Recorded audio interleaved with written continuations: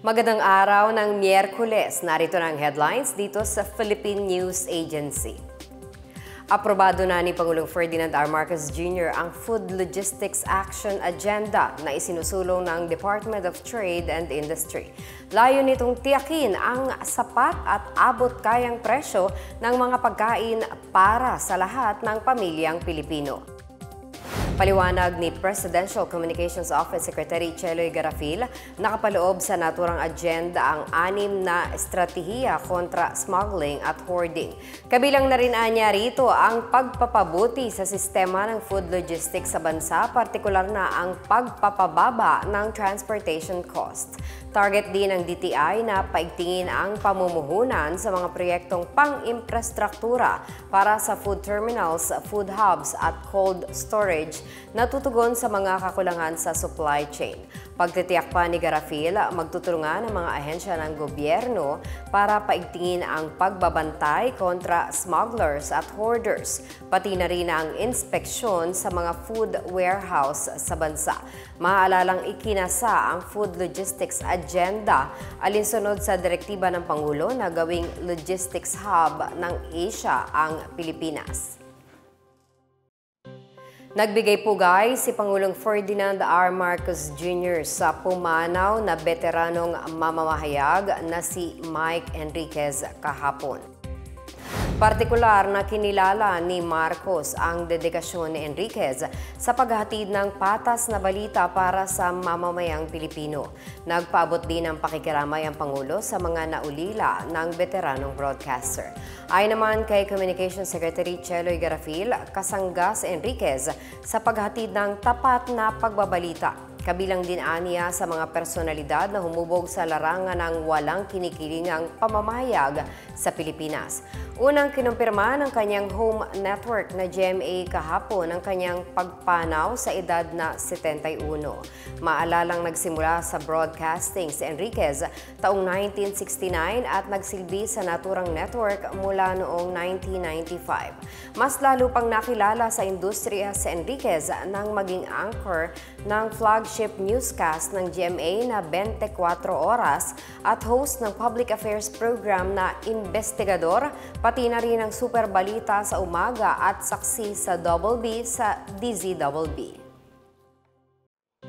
Humihiling ngayon ang karagdagang pondo ang Presidential Communications Office para mas mapaigting pa ang kampanya kontra fake news at pagpapalawak sa freedom of information. Sa budget briefing ng House Appropriations Committee kahapon, humiling si PCO Secretary Cheloy Garafil ng 364.94 million pesos na karagdagang budget. Ito'y para aniya maipagpatuloy ang Tier 2 proposals ng PCO proper.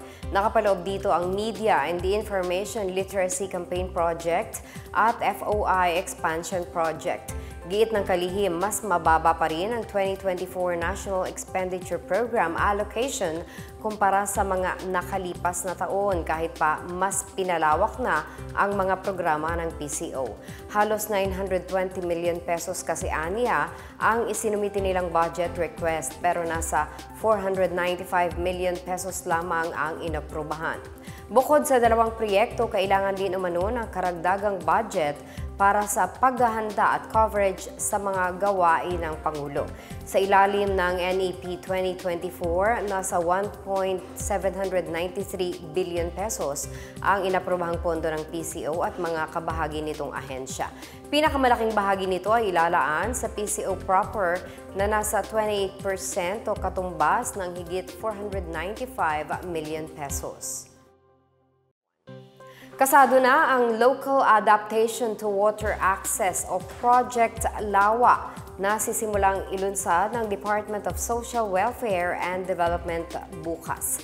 Layon nitong bigyang kamalayan at kahandaan ang mga mahihirap na pamilya sa bansa laban sa matinding epekto ng climate change. Ayon kay DSWD spokesperson Romel Lopez, unang isasagawa ang pilot launching sa Moncayo, Davao de Oro. Sa ilalim ng proyekto, tutulungan na niya ang mga residente na magkaroon ng akses sa malinis na tubig sa kasagsagan ng El Nino. Magkakaroon din ng kabuhayan ng mga magsasaka, mangingisda at mga miyembro ng Indigenous Peoples Community sa ilalim ng Cash for Training Work ng Project Lawa. Samantala, katuwang naman ang DSWD sa naturang proyekto ang Department of Agriculture at United Nations World Food Program.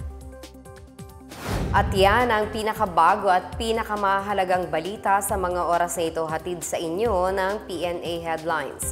Para sa iba pang mga balita at impormasyon, bisitahin ang aming webpage, pna.gov.ph, o ang aming Facebook at Twitter account na Philippine News Agency. Mapapanood din ang PNA Headlines sa Facebook page ng Presidential Communications Office o PCO. Ako po si Marita Muahe. Ito ang PNA Headlines, naghahatid ng mga balitang nagbubuklod sa buong bansa.